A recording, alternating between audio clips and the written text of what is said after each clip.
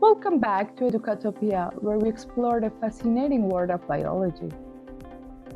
In today's episode, we will be exploring cell transport, so let's dive right in. Cell respiration shows the need for cells to be able to take in certain substances from their surroundings, such as glucose and oxygen, and get rid of others, such as carbon dioxide and water.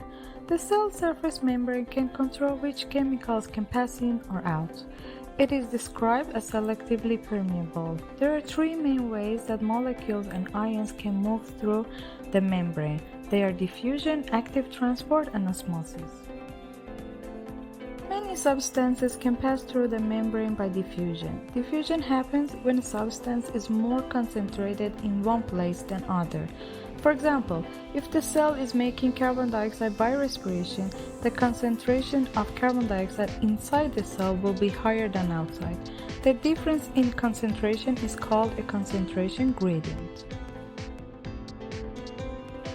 The molecules of carbon dioxide are constantly moving about because of their kinetic energy.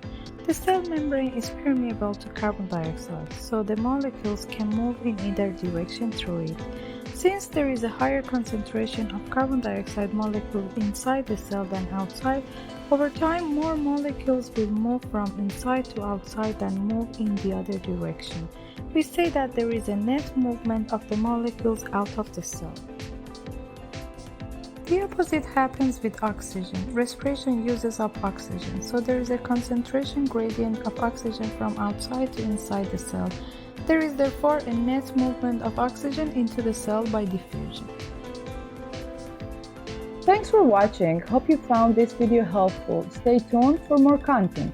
Like, subscribe, and leave your questions or suggestions in the comments. Until next time, calm your nerves and focus on learning.